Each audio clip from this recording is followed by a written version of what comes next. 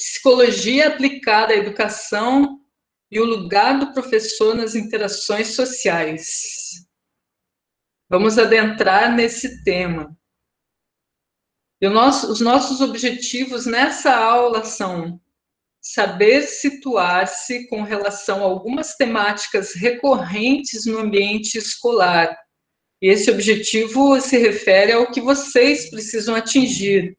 Por isso, saber situar-se com relação a algumas temáticas recorrentes, que são exatamente essas temáticas aí, que vocês vão trabalhar na exposição do Padlet. Agora nós vamos falar sobre elas desde um ponto de vista teórico. Pensar alternativas para a atuação do professor que sejam condizentes com a realidade do aluno, porque essas alternativas em si, elas já são preventivas daquelas temáticas recorrentes que nós vamos estudar, ou fazem parte de algumas dessas temáticas, como é o caso da educação, elas compõem, né, educação inclusiva, educação especial. E o último objetivo é encontrar soluções pedagógicas para casos específicos com apoio da psicologia escolar e educacional. Por isso que eu falei em prevenção, né, caráter preventivo.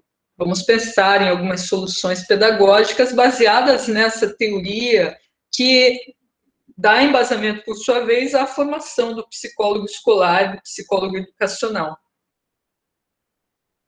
Os conteúdos eu organizei dessa maneira, tem uma introdução e depois vai ter uma conclusão, mas entre a introdução e a conclusão é que nós vamos estudar as temáticas que são recorrentes no ambiente escolar. Dificuldade de aprendizagem, repetência e evasão escolar, bullying e educação inclusiva. A educação especial aqui está dentro da educação inclusiva, eu não separei da educação inclusiva, porque o termo educação inclusiva é mais genérico do que educação especial. A educação especial é uma parte da educação inclusiva. Nós vamos ver isso ao longo da aula. Para introduzir, questiona-se sobre os distúrbios que os alunos, às vezes, demonstram na escola, na sala de aula. Qual a origem desses distúrbios? Como resolver esses distúrbios? Ali a gente tem uma cenazinha de bullying, né? Esse é um distúrbio muito sério, muito frequente nas salas de aula, e não é só em ambiente escolar, né? Bullying acontece nas universidades e também em ambiente de trabalho, em ambiente de convívio social, em geral, e até ambiente familiar. É uma situação bem desagradável. Mas quando está dentro do ambiente educacional, como resolver esses distúrbios, como o bullying, mas não só o bullying, os outros também que nós vamos estar estudando hoje. E os teóricos, mas que também trabalham, né, com a prática da psicologia da educação, eles costumam demonstrar, enfatizar que a solução para esses distúrbios está na aplicação do que é produzido, né, o conhecimento produzido, aplicar a produção de conhecimento no ensino e na aprendizagem, e na educação em si. Como é isso? Já vamos ver. E antes, né, de chegarmos a essa questão da aplicação da produção do conhecimento, tem mais essa questão, os problemas educacionais contemporâneos, eles são causados por distúrbios dos alunos. Muitas vezes é assim, né, culpa-se apenas dos alunos. Será que a culpa é só dos alunos? Tudo que acontece de ruim ali na sala de aula, o problema é os alunos, a repetência, evasão, o bullying, a dificuldade de aprendizagem, tudo isso é distúrbio dos alunos? Essa é uma questão importante para pensarmos. E outra pergunta, todas essas perguntas são sempre lançadas pelos psicólogos da área educacional em seus debates, em seus discursos, em suas reflexões. Sempre que surgem esses distúrbios dos alunos, é preciso buscar por uma atuação clínica na escola, tem que levar os alunos para o psicólogo que atua clinicamente, psicólogo clínico. Será que sempre é um problema assim para o psicólogo clínico resolver? E outra questão, esses distúrbios são culpa em um dos seguintes segmentos: é culpa do aluno, é culpa da escola, é culpa da família ou da sociedade? De onde vêm esses distúrbios? E uma proposta para superar toda essa fragmentação que está na própria dúvida, né? A gente já percebe nessa dúvida de onde vem, de quem é a culpa, as possíveis respostas demonstram uma visão fragmentada da questão. Sendo que o que está colocado ali no final, olha só, uma visão ecológica do fenômeno é melhor. Porque uma visão ecológica, nós já vamos chegar na teoria de Uri Bronfenbrenner. Ele dá essa visão ecológica, que na verdade é psicológica. É uma visão da psicologia mesmo, do ensino e da aprendizagem, que é ecológica. O aluno, e esse desenho ali tem muito a ver com isso, qualquer pessoa já nasce enraizada aqui na Terra, nos ambientes. A gente está num ambiente enraizado na Terra, num planeta. E essa visão ecológica, ela não tem a ver só com o ambiente natural, como pode ser que tenha uma impressão inicial. Nós vamos ver em Bronfenbrenner que, na verdade, a visão ecológica aqui está falando de várias dimensões da vida em sociedade no planeta dessa época. Desde a questão mais abrangente, que é a globalização, até chegarmos à sala de aula do aluno, o aluno está sendo influenciado por muitas dimensões por questões sociohistóricas e culturais. Por isso, uma visão ecológica de um fenômeno, de um estudo, ele é melhor. Ela vai dizer muito mais, vai mostrar muito mais o que está acontecendo, por que um determinado aluno está agindo de uma certa maneira, causando até desconforto numa sala de aula. Por que ele está agindo assim? Será que é só culpa dele, ou é só culpa do professor, é culpa da escola? Não. É de um todo, é um conjunto de situações que fazem com que um aluno em particular haja de uma certa maneira e não de outra. E aí, voltamos àquela questão, porque eu falei, a resposta geralmente é a aplicação da produção do conhecimento, então eu coloquei ali, né? E quanto ao conhecimento produzido no meio acadêmico, o que isso tem a ver, né, com essa questão? É demonstrado na psicologia educacional que quando faz-se uso de toda essa teoria, tem uma teoria muito extensa, muito bonita, a teoria do ensino da aprendizagem, muito complexa e completa. Quando se faz uso desse conhecimento realmente, e ele é aplicado no dia a dia da sala de aula, no dia a dia da escola, a motivação dos professores é outra, aumenta a motivação, porque a atividade se torna mais interessante, ao aumento das competências do docente, ele se torna mais preparado para o seu cotidiano. A avaliação dos resultados da educação, ela também se torna mais completa, porque o professor está mais preparado para entender o que está acontecendo com os seus alunos e com as atividades que ele propõe em sala de aula, e isso aumenta a eficiência das escolas como um todo. Aí no quadro aqui em cinza aparece ali escrito, né, políticas públicas são mais eficientes também, e há uma convergência entre a prática pedagógica e a produção científica, se tudo isso funcionar em uníssono. O que a gente conhece porque está sendo compreendido por meio de pesquisa acadêmica, por meio de estudos de aprofundamento teórico, práticos, tudo isso pode tornar as políticas públicas mais eficientes e proporcionar essa convergência entre prática e teoria que traz mais motivação para os professores, aumenta suas competências, inclusive na avaliação dos resultados da educação. E, portanto, promove maior eficiência das escolas, diminuindo bastante esses problemas recorrentes com os quais nós vamos estar trabalhando nessa aula de hoje. Questão aqui, nós entramos nessa questão agora. Tendo feito essa introdução, vamos ver essas temáticas. E essas temáticas que vocês já podem até começar a pensar qual que vocês vão trabalhar dentro da exposição do Padlet em equipe. São as temáticas recorrentes no ambiente escolar, e nós começamos aqui com dificuldade de aprendizagem, repetência e evasão escolar. Existe um acervo de conhecimentos sobre o processo de ensino-aprendizagem que é muito extenso.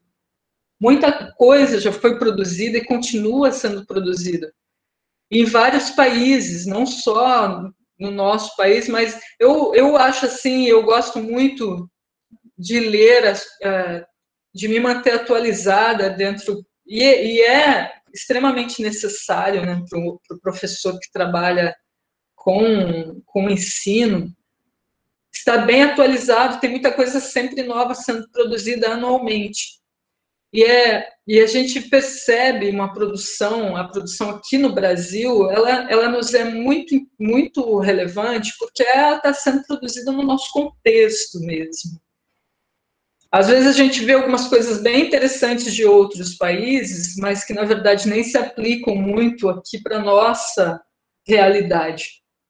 Mas, eventualmente, a gente pode aproveitar do que está sendo produzido por outros autores de outros países e fazer testes de hipóteses para aplicações aqui, enfim. E, inclusive, muito desse acervo de conhecimentos sobre o processo de ensino e aprendizagem, pelo menos a nível de escolas da psicologia da educação, nós vamos ver, né, que são todos de autores de outros países. Mas a gente, analisando a produção aqui do Brasil em muitos eventos da área do ensino e nas revistas que publicam artigos, a gente vê que é bem expressivo, né? Tem muita gente produzindo na área. O acervo é muito grande. E quando a gente está vendo esse fracasso escolar, ele não é do aluno, isso é colocado pelos psicólogos, não é do aluno, mas da escola. Se o aluno está tendo um fracasso, quem está cuidando dele ali é a escola. Se a escola não está dando conta do aluno, ela está fracassando. E por que isso acontece? As crianças, elas têm competência para aprender, sempre tem. Mas por que a escola não está promovendo a aprendizagem significativa? Que a gente tem várias questões para pensar. Se nós sabemos que existe dificuldade de aprendizagem, evasão escolar, repetência, retenção, né, seja lá como for chamado. Por que isso está acontecendo, esse fracasso escolar? A escola que está fracassando porque não está promovendo aprendizagem significativa. A aprendizagem significativa é aquela que transforma a vida do aluno. Se as crianças têm competência para aprender, por que elas não estão aprendendo? E a gente tem um acervo de conhecimento tão grande, né, sobre o processo de ensino e aprendizagem. Esse acervo, ele vem de muitos autores. Aqui tem Jean Piaget e Lev Vygotsky. São os dois principais autores da psicologia da educação, dentre tantos outros. Eles são dessa linha da psicologia do desenvolvimento e da aprendizagem. Um exemplo que eu coloquei aí dentro do acervo de conhecimentos. Jean Piaget, nós vamos falar melhor na unidade 2 sobre esses dois autores, mas aqui é só para introduzir, né, essa ideia dentro do que nós estamos discutindo. Jean Piaget, ele viveu entre 1896 e 1980. Ele era biólogo de formação. Ele não era educador, não era pedagogo, mas ele se interessou pela psicologia, começou a estudar psicologia, então ele adentrou nessa área da psicologia com a formação de biólogo que ele tinha. E ele percebeu misturando as duas coisas, acabou desenvolvendo essa teoria que a gente conhece como psicologia do ensino da aprendizagem, como a psicologia do desenvolvimento. Ele mostrou que existem aspectos diferentes que estão influenciando as crianças em diferentes fases da idade, aspectos físico-motor, intelectual, afetivo, emocional e social. Desde o nascimento, na verdade, até a idade adulta, diferentes fases da vida, esses aspectos vão influenciar de uma maneira diferente as crianças. Então, não tem como você forçar uma criança a aprender algo que ela não tem condições naquele momento em que ela está, ou ela não está preparada por causa de uma questão afetiva e emocional, por exemplo. A criança não é só o físico-motor, não é só o intelectual, ela também tem aspectos afetivo-emocionais e sociais. O que significa dizer sociais? Ela está vindo de uma determinada realidade social que pode ser diferente das outras crianças da sala de aula onde ela está. E aí, devido a um sistema, né, o sistema em que nós estamos, tratar as nossas escolas de um determinado jeito, as crianças ali na sala de aula têm que ser todas iguais, ou ser tratadas como se elas fossem todas iguais, sendo que, na verdade, essa teoria aí mostra que não é assim. Cada uma é diferente da outra. Em todos esses aspectos, o físico-motor, o corpo é diferente de uma da outra, o intelecto, como cada uma entende as coisas, vem com uma bagagem até da família, do ambiente em que elas estão vivendo, e mais o emocional, né, que às vezes os professores nem levam em conta. E o desenvolvimento humano, ele não é só orgânico. Aí Jean Piaget colocava, ele também é mental, é orgânico mental, além de ter esses aspectos todos envolvidos ao longo das fases de crescimento da criança. Na educação, você tem que levar isso em consideração. Vygotsky, ele deu a complementar o que Piaget mostrava, eles foram contemporâneos, desculpem, eles viveram na mesma época, mas eles não se conheceram pessoalmente, porque Piaget era francês e Vygotsky era russo. Mas é interessante que as teorias deles, elas se complementaram muito bem e acabaram sendo englobadas no que hoje nós conhecemos como psicologia do ensino da aprendizagem, psicologia do desenvolvimento. E Vygotsky, ele mostrava que os adultos, eles procuram incorporar as crianças às suas relações e à sua cultura. Sempre procura incorporar as crianças, porque a criança é muito jovem, aí acaba influenciando muito, né? E puxando para as suas relações, ou seja, aqui nós temos o tio, o pai, né, o avô, esse aqui é a sua mãe, essa aqui, né? Puxa as crianças para aquelas relações que já pertencem aos adultos. E também a sua cultura, porque gosta de assistir algumas coisas na televisão, e a criança está ali junto, acaba assistindo também. Quer ir fazer alguma coisa, né? Vamos sair, vamos passear, vai levar a criança num lugar em que escolheu. Vamos para a igreja, e leva a criança na igreja. Está, assim, incorporando a criança às suas relações e à sua cultura. E, portanto, os adultos têm uma influência grande.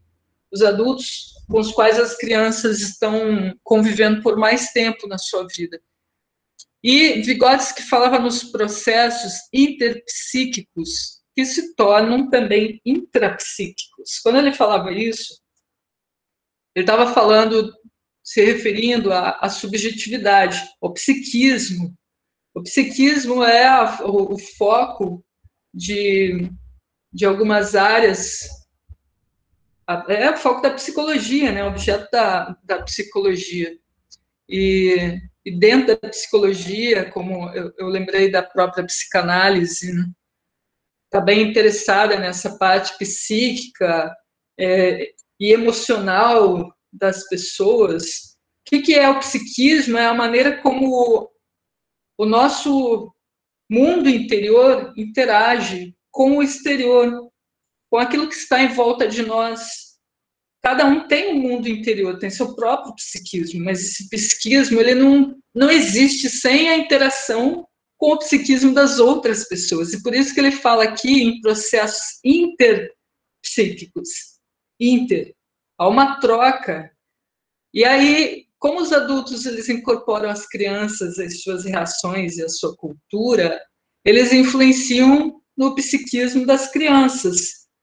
E os processos de troca entre o psiquismo se transformam em intrapsíquicos, ou seja, a criança incorpora, leva para si mesma aquilo que ela está percebendo na vida, ali das relações e da cultura com os adultos. E por isso o adulto interpreta e devolve o que resulta de sua interpretação às crianças. Ele está interpretando o mundo e está interpretando a própria criança, e o que a criança está demonstrando para ele, está devolvendo para a criança aquilo que ele percebe com relação ao mundo e com relação às crianças. E a criança vai também incorporando isso.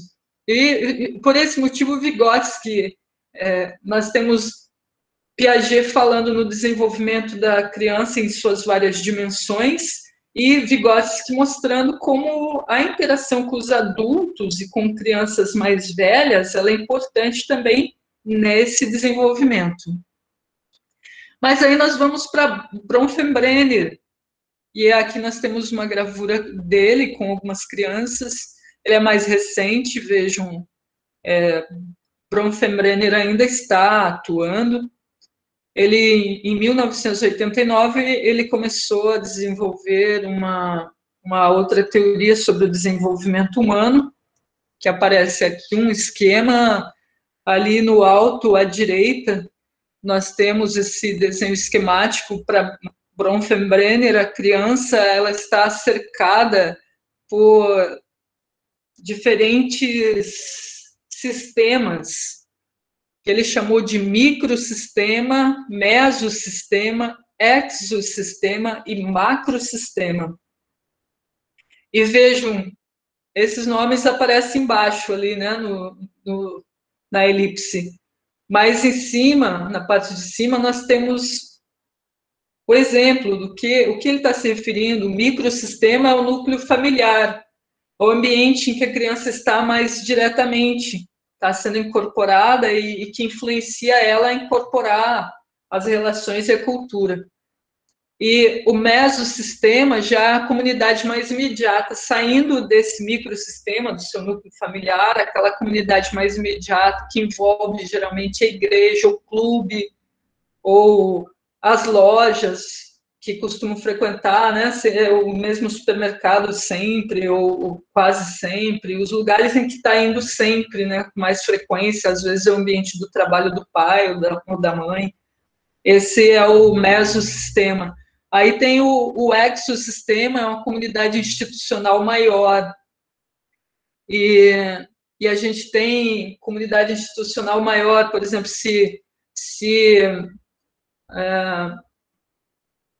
na comunidade imediata nós temos uma igreja, e essa igreja, vamos dar só um exemplo, a Igreja Católica. Aí, a nível de comunidade institucional, o Vaticano, né, que influencia a Igreja Católica ali, que é um mesosistema. O Vaticano é maior, né? Então ele faz parte do exosistema.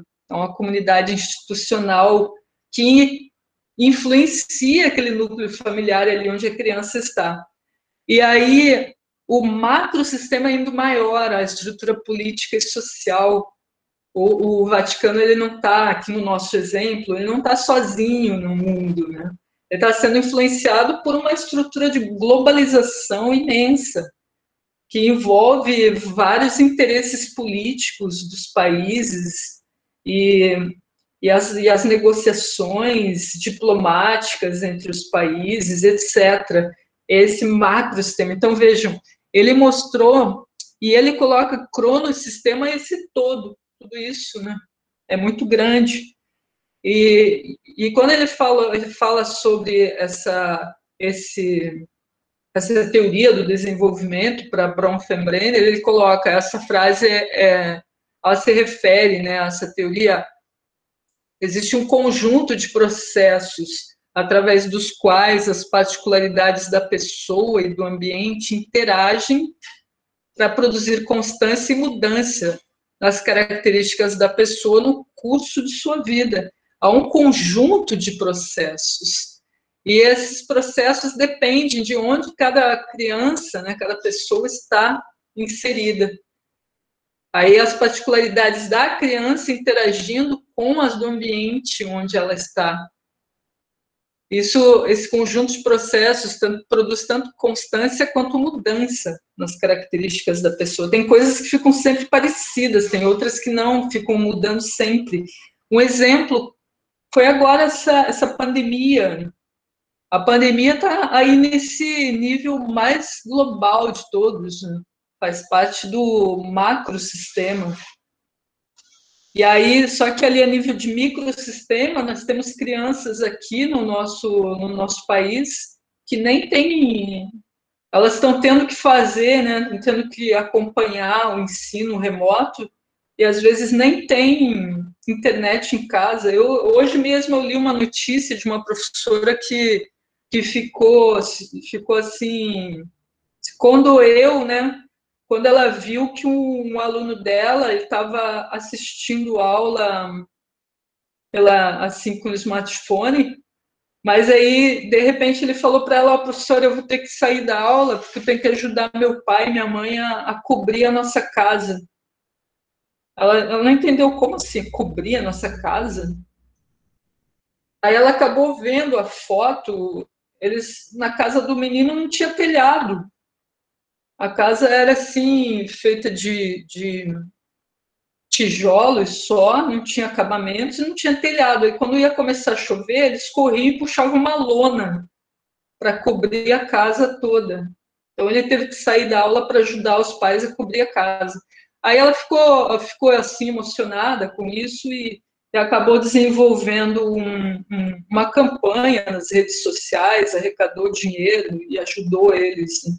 Eles conseguiram cobrir a casa e também colocaram um poste em casa para ele poder ter a internet, luz, internet em casa mesmo, poder estudar em casa.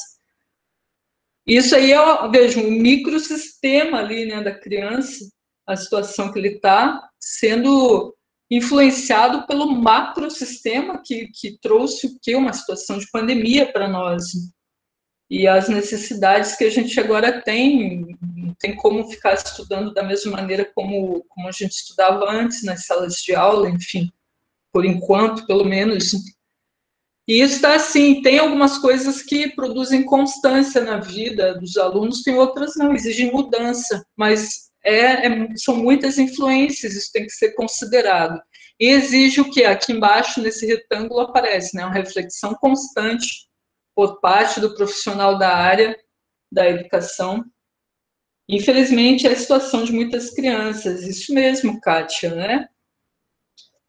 E como, né, considerar que todo mundo está igual, parecido, semelhante, sendo que não é, né? E é o que acaba causando muito problema, assim, dificuldade de aprendizagem, repetência, evasão, porque cada um tem sua vida, é isso que as teorias mostram. Cada um tem sua vida, tem seu núcleo familiar, tem sua comunidade imediata e está respondendo de uma determinada maneira que é muito sua, específica a essa estrutura maior macrosistêmica. Por isso é necessária uma reflexão constante por parte do profissional da área educacional, inclusive do psicólogo que está envolvido ali, né? Se tem um psicólogo, não são todas as escolas que têm um psicólogo, por isso o profissional da área da educação tem que estar sempre preparado com esse arsenal teórico aqui e as práticas condizentes, né? E esse segundo ponto tem uma defasagem ainda por cima, né, na formação do psicólogo. Na psicologia, são poucos que se interessam pela área da educação. É até difícil encontrar psicólogo educacional. A maioria vai para a área clínica mesmo, escolhe alguma terapia, alguma coisa que gosta mais, né? Alguma possibilidade de atuar assim clinicamente, acaba optando por alguma outra coisa que não seja educação. Mas mesmo dentro da formação, eles assinalam, né, o pessoal da psicologia, que tem uma defasagem muito grande, né, para a área da educação. E é importante que dentro, sabendo disso, né, disso tudo que a gente está falando, que tenham essas análises sempre localizadas, social, historicamente localizadas, e quem tem que fazer isso é o profissional da área da educação. Se tiver um psicólogo junto, ótimo, melhor ainda. Mas se não tem psicólogo, o professor, ele tem que, a obrigação dele estar, né, ciente disso aqui, ter essas considerações sempre levantadas, né, as considerações sobre as relações no ambiente escolar. Isso vai evitar bastante esses problemas de dificuldade de aprendizagem. Quando você encontra um aluno, você tem que lembrar disso daqui, ó, lembra desse desenho esquemático. Um aluno que você está sentindo que ele está com dificuldade, um aluno que tem alguma coisa ali de diferente. É preciso fazer uma reflexão constante, uma análise social historicamente localizada e levantar essas considerações sobre essa relação, né, das particularidades da pessoa com o ambiente que estão interagindo sempre. Aqui, essa é uma brincadeirinha, né? A professora está falando ali bem, já que ninguém fez o trabalho sobre evasão escolar, vou dar 0 para todo mundo. E aqui na frente, as carteiras estão todas vazias, porque é a falta de compreensão do alunado, geralmente, que causa isso. Não ser compreensivo, não ser empático, não entender.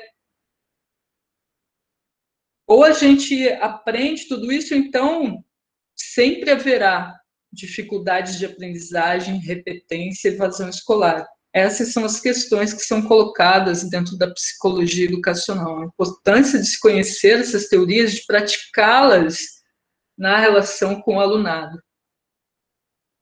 E adentrando em bullying, eu coloquei aqui bullying e já na sequência a educação inclusiva. O bullying, ele se caracteriza por ações agressivas e gratuitas contra uma mesma vítima. Elas podem ser frequentes, geralmente são, e durar de longa duração, e são classificadas dessa maneira: bullying direto, indireto, o cyberbullying. O direto, que ocorre na forma de apelidos, agressões físicas, etc. Diretamente a pessoa agredida, diretamente, às vezes essas agressões físicas chegam a ser coletivas. Tem um grupo que está aplicando bullying sobre uma vítima em particular. E essas agressões físicas, apelidos, entrou, etc., podem ter vários tipos de agressões diretas. Isso é diferente da indireta, porque a indireta envolve isolamento, indiferença, ignorar a pessoa, faz de conta que ela não está ali, o que é altamente destrutivo para a moralidade de alguém, seja criança ou adulto. E é muito difícil para as pessoas superarem o que resulta do bullying. E o cyberbullying que está acontecendo pela internet, pelo uso de e-mails, pelas redes sociais, mensagens de celular, etc. Pode haver uma mistura disso tudo. E o resultado é destrutivo, altamente destrutivo. Tem vários casos de suicídio. Tem jovens que se suicidam por causa do bullying. E a gente vê, às vezes, relatos que são deprimentes. Há uma questão muito séria a ser considerada. E há um espelho de um contexto social e familiar. geralmente, essas crianças que estão na escola fazendo bullying, elas estão fazendo por causa de espelhar o contexto onde elas estão. Costumam, até dos programas de televisão, programa de televisão que fica propagando alguns padrões supostamente de beleza, alguns padrões de comportamento, padrões de supostos de pessoas que são realizadas dentro da sociedade, são coisas que são propagadas e que enganam bastante, geram muitos equívocos na mente das pessoas e nas atitudes. Também o espelho dos vídeos, jogos, da internet, dos filmes, a gente vê muito filme, né, cinema, e a própria incapacidade das escolas de lidar com isso. Na semana passada, eu vi uma notícia de um rapaz que se suicidou na USP, porque ele estava sendo vítima de bullying. Na USP, imagine a situação. Aluno, eu não sei qual era o curso que ele estava fazendo, mas ele estava sendo vítima de bullying por parte de alunos de graduação e de professores. E ele pediu ajuda para várias pessoas dentro da USP e não obteve ajuda. Aí chegou um ponto que ele foi e se suicidou lá dentro mesmo da área residencial dos estudantes, prédio residencial dos estudantes. E aí uma ONG, uma organização não governamental, estava processando a USP por causa dessa incapacidade. Isso é uma incapacidade de lidar com uma questão que é de extrema relevância. Mais detalhes sobre o bullying eu vou esperar vocês trazerem. Faz parte dessa construção que fazemos juntos com a exposição que vocês vão montar. Vamos entrar na educação inclusiva, que também tem a ver com isso. A educação inclusiva, ela quer receber e educar todo tipo de criança. É a falta de educação inclusiva que leva ao bullying. Muitas vezes ele está acontecendo na cara dos professores, os professores não estão resolvendo, não estão fazendo nada. Na cara dos inspetores escolares, ninguém está fazendo nada. Quando, na verdade, às vezes até participam do bullying, os professores. Aqui a educação inclusiva, ela prevê receber e educar todo tipo de criança, não importa como a criança é, a diversidade de corpo, de gênero, a diversidade étnica, social, religiosa, não importa quem são as crianças. Nós vivemos num mundo diversificado, todo mundo é diferente, um é diferente do outro.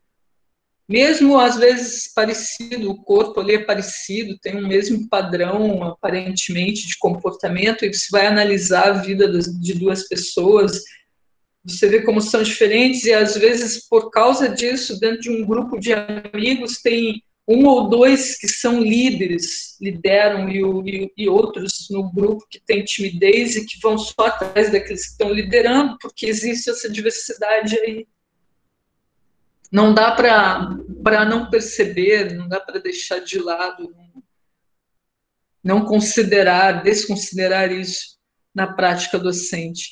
E excluir alunos moralmente pode acontecer através das atitudes para com os alunos. Não, isso acontece não só, já falei, não é só da parte dos estudantes, mas de professor para com alunos também. Aí a última questão que eu coloquei aqui é a falsa promessa da inclusão, que também é excludente, essa falsa promessa da inclusão de querer achar que todo aluno deve ser como a maioria, isso também é excludente, e aqui a gente entra numa questão importante que diz respeito à educação especial. Tem alguns alunos que têm necessidades especiais. E aí, às vezes, se torna uma falsa promessa, a inclusão de alunos que têm necessidades especiais junto com os outros alunos. sendo que, na verdade, eles têm necessidades especiais, como que eles podem ser tratados como a maioria, é uma falsa promessa de inclusão.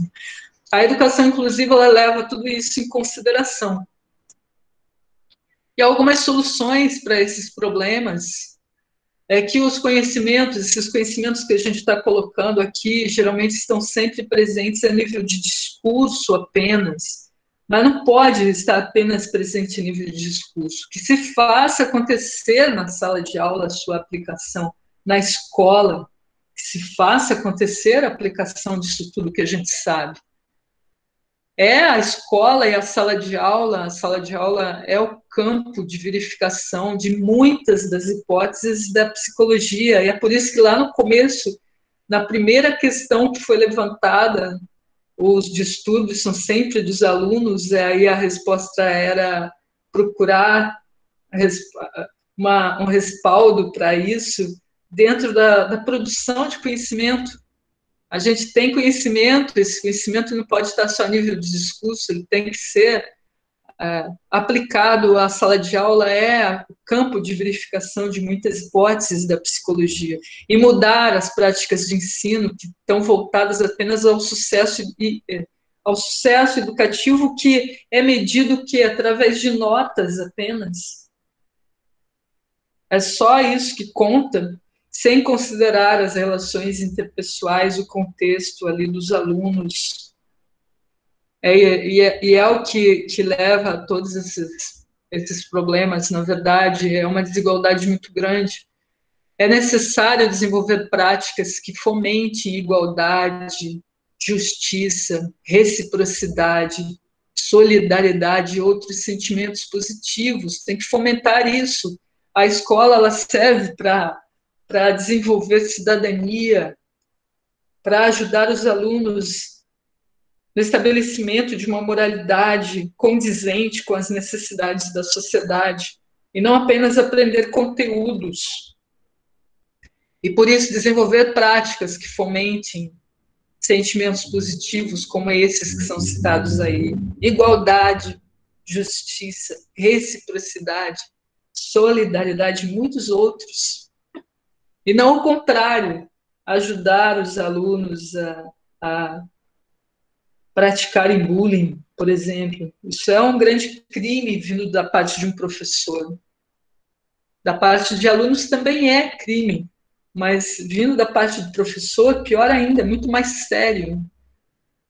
Sendo que a função do professor é o contrário. E aqui a questão é alterar também. Uma outra sugestão que vem da psicologia da educação é alterar os materiais pedagógicos, criar espaços de debate, discussão dessas questões. Aqui foi dado um exemplo, um mural sobre bullying na escola.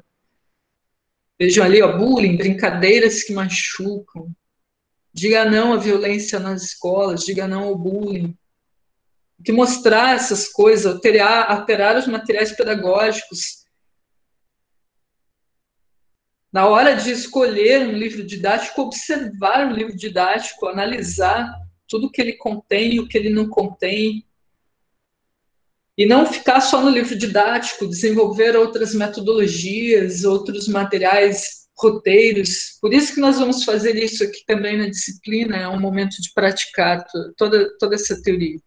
E usar esse apoio do psicólogo educacional escolar, se não tiver na escola, pode fazer parcerias com outras instituições, tem possibilidade de parcerias, e estar sempre por dentro, lendo, se informando sobre essas questões todas. Para concluir, nós vimos, é preciso um ângulo de visão mais ecológico, que considere todas as dimensões às quais o aluno está sujeito. A produção acadêmica e a prática docente têm que convergir, é preciso haver uma aproximação maior daquilo que já está, de todo esse conhecimento que já está bem estabelecido, com a prática docente. Eu sei, a gente sabe, todo mundo sabe, é difícil, a vida do professor nas escolas, ele geralmente tem pouco tempo, mas é importante se esforçar de estar sempre se atualizando. E é uma coisa que é importante, é as escolas promoverem a formação continuada, e na formação continuada proporcionar essas alternativas que facilitem a vida do professor nesse sentido. Outra questão é tratar das raízes dos problemas. E por isso não adianta só um aluno que está aparecendo ali, que está causando distúrbios, levar ele para o psicólogo, tratar, dar um tratamento clínico para aquele aluno, como se ele tivesse um problema clínico. Sendo que nós vimos que as raízes dos problemas são ecológicas. Bronfenbrenner deixa isso bem claro na sua teoria, e nós vimos que é óbvio isso tudo que ele mostra. É óbvio, quando ele mostra e deixa isso ali bem esquematizado no modelo desenhado, a gente percebe que ele tem razão, é verdade, é isso mesmo. Como tratar esses problemas a partir das raízes, tem múltiplas relações dentro da instituição escolar e da instituição escolar para com os alunos e para com as famílias dos alunos. Tudo isso exige um repensar da educação no Brasil, que é esse último ponto.